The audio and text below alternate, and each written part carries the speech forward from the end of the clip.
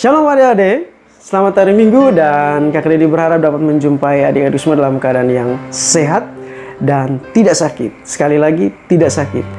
Kakak Dedi juga berharap bahwa selama ada di rumah dan selama kita tidak bertemu di sekolah minggu, adik-adik tetap belajar Alkitab, tetap rajin berdoa, dan tentunya tetap jaga kesehatan. Oke, mungkin adik-adik juga sudah rindu untuk bertemu dengan guru-guru sekolah minggu, untuk bertemu dengan teman-teman adik selama masa kita tidak sekolah minggu. Karena kita tahu bersama sekarang seluruh dunia termasuk di Labuan Bajo kita lagi perang dengan yang namanya Corona. Untuk itu adik-adik harus tetap stay di rumah, tidak kemana-mana, rajin belajar, jaga kesehatan supaya tetap sehat dan sekali lagi tidak boleh sakit. Oke, Kakak Dedi sudah sangat rindu sekali untuk membagikan cerita firman Tuhan kepada adik-adik karena selama beberapa kita tidak bertemu, adik-adik kira-kira belajar apa ya? Itu yang jadi pertanyaan dari Kakak Dedi. Tetapi setelah itu Kakak Dedi juga berpikir, bagaimana kalau Kakak Dedi buat konten YouTube supaya adik-adik juga bisa dengar cerita firman Tuhan. Oke, adik-adik sebelum kita dengar cerita firman Tuhan, adik-adik ambil sikap yang sopan, duduk yang manis, dan kita berdoa. Tuhan Yesus yang baik, terima kasih untuk hari ini. Terima kasih bahwa kami masih hidup. Terima kasih untuk segala yang Tuhan buat dalam kehidupan kami, sehingga kami bisa sehat sampai dengan saat ini. Tuhan Yesus, kami tidak bisa sekolah minggu karena kami harus perang dengan namanya Corona. Kami ada di rumah sekarang ini. Dan sekarang Tuhan Yesus, kami akan belajar kebenaran firman Tuhan. Biarlah firman yang akan kami dengar tertanam di hati kami, dan dengan kekuatan Roh Kudus kami dapat melakukan firman Tuhan dalam kehidupan kami. Demi Kristus firman yang hidup, kami datang berdoa kepada Bapa di sorga. Amin. Oke, adik-adik siap Alkitab, buka di Injil Matius. Dan hari ini Kakak Dedi mau cerita tentang Yesus di Taman Getsemani. Di Injil Matius 26 ayat 36 sampai ayat yang ke-46. Adik-adik baca sendiri ya. Matius di 26 ayat 36 sampai ayatnya yang ke-46. Ceritanya begini. Nah, pada suatu kali Yesus mengajak dengan beberapa muridnya. Siapa tahu? Ya, Yesus mengajak Petrus dan anak Zebedeus. Nah, di situ juga ada murid-murid yang lain. Nah, kemudian ia mulai masuk ke Taman Getsemani dan berdoa. Ya, dia masuk Taman Getsemani dan mulai berdoa. Kira kenapa Yesus berdoa? Bukankah dia Yesus? Bukankah dia Tuhan? Ngapain dia berdoa? Ya, ternyata pada waktu itu Yesus dalam keadaan yang sangat takut sekali. Karena Yesus akan masuk yang namanya penyaliban. Yesus tahu bahwa dia sebentar lagi akan disiksa. Yesus tahu bahwa sebentar lagi orang-orang akan mengolok dia. Yesus tahu bahwa dia akan mati di kayu salib. Yesus tahu itu. Dan Yesus begitu ketakutan. Nah, apakah adik-adik tidak takut kalau seandainya adik-adik tahu kalau adik-adik akan dipukul sama orang tua adik-adik karena adik-adik buat kesalahan? Adik-adik tahu kalau sebentar lagi teman-teman yang adik-adik akan mengolok-olok adik. Pasti kan penuh dengan ketakutan. Aduh, saya nanti gimana kalau orang tua saya pukul? Kalau bapak pukul saya bagaimana? Kalau mama pukul saya bagaimana? Dan sebagainya. Dan Yesus juga mengalami hal yang sama, yaitu takut. Tetapi Yesus takut bukan karena Yesus melakukan kesalahan sehingga dia harus disiksa, dipukul, dan dianiaya.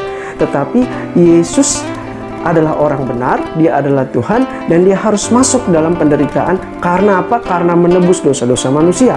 Dan ketika untuk menghadapi itu, Yesus pergi dengan beberapa orang muridnya, masuk ke Taman Getsemani dan dia berdoa di situ. Ya, Yesus berdoa. Yesus memulai penderitaannya itu dengan apa? Berdoa. Dia bilang ke Tuhan, Tuhan, kalau boleh cawan ini berlalu Tuhan, gitu. Tuhan, berat sekali cawan ini Tuhan. Tuhan, kalau boleh saya tidak disalib. Tuhan, kalau boleh saya tidak menderita begitu. Tuhan, kalau boleh saya tidak boleh di ini gitu. Allah, kalau boleh saya tidak masuk dalam penderitaan, tidak boleh disalibkan begitu. Tetapi apa yang kemudian Yesus bilang? Yesus bilang begini, adik-adik. Yesus bilang bahwa biarlah kehendak Tuhan yang jadi, biarlah kehendak Bapa yang jadi. Dan Yesus pun ketika dia selesai berdoa, dia datang kepada murid-muridnya, dia bilang, kenapa kalian tidak berdoa? Kenapa kalian tidak bisa berjaga-jaga dengan aku 1 jam saja? Nah, Yesus mengajak murid-muridnya sebenarnya untuk berdoa. Tetapi apa yang terjadi? Yesus sendiri berdoa sedangkan yang lain mereka tidur dan tidak berdoa. Dan apa yang bisa adik-adik petik dari cerita ini? Ketika Yesus sudah mulai berdoa, dia pasrah pada kehendak Bapa. Dia tidak egois, tetapi dia memasrahkan diri kepada Bapa bahwa dia siap untuk disalibkan, dia siap untuk mati bagi umat manusia. Adik-adik yang Kak Dedi kasihi, dari cerita ini Kak Dedi mau bilang kepada adik-adik, yang pertama, ketika adik-adik mengalami yang namanya penderitaan, ketika adik-adik masuk dalam sebuah masalah, ketika adik-adik merasa bahwa adik-adik, situasi ini tidak enak begitu, adik-adik datang kepada Tuhan. Dengan cara apa? Berdoa.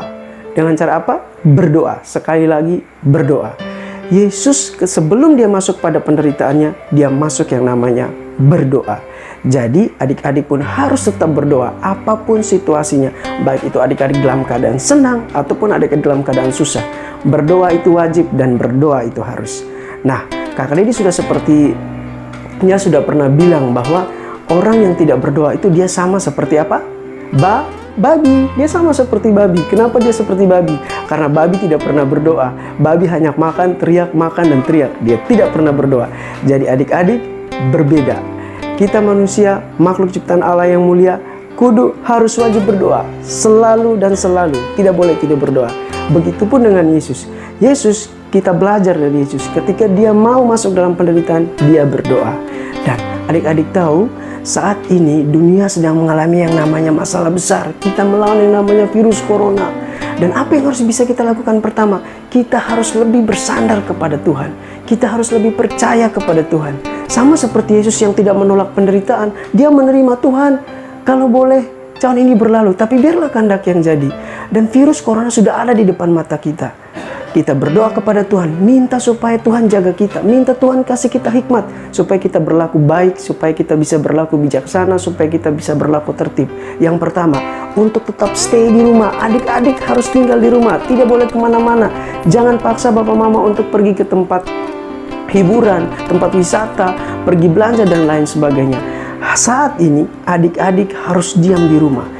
Dan selama diam di rumah, tugas adik-adik adalah belajar, mengerjakan tugas dari Bapak Ibu Guru, menunjukkan semua apa yang diperintah oleh Bapak Ibu Guru, membantu orang tua, apa yang bisa adik-adik kerjakan, ayo bantu. Jangan biarkan orang tua bekerja sendiri. Dan yang pasti jangan lupa untuk ada di dalam ibadah keluarga. Itu yang paling penting dan terutama. Sama seperti Yesus yang mempersiapkan diri untuk masuk dalam penderitaan dengan berdoa, adik-adik pun harus melakukan yang sama.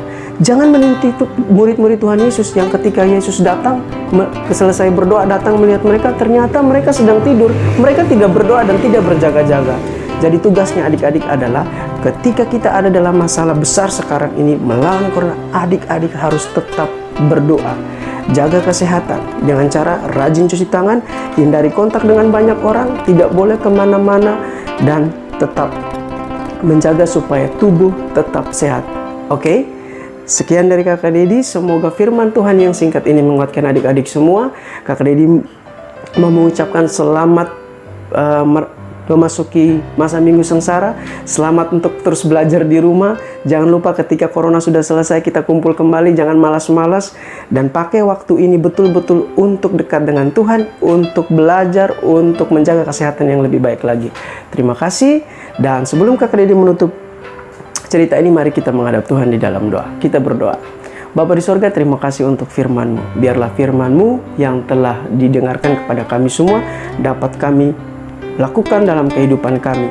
Kami percaya Tuhan bahwa meskipun kami tidak dapat bersekolah minggu bersama, suatu saat nanti Tuhan akan kasih kami waktu yang paling baik untuk kami bisa sekolah minggu lagi. Berkati bangsa kami, berkati dunia ini Tuhan, berkati setiap orang yang sakit, berkati para tim medis yang berjuang untuk menyembuhkan orang-orang yang sakit. Dan ajar kami Tuhan untuk terus berdoa, menjadi orang yang bijaksana, yang patuh pada pemerintah, patuh pada perintah orang tua, patuh pada perintah gereja, dan terutama kami jadi anak Tuhan yang baik. Terima kasih Tuhan Yesus, biarlah firman-Mu terus ada dan tertanam di dalam hati batin kami. Terpujilah Kristus, demi Kristus firman yang hidup kami datang dan berdoa pada Bapa di surga. Amin.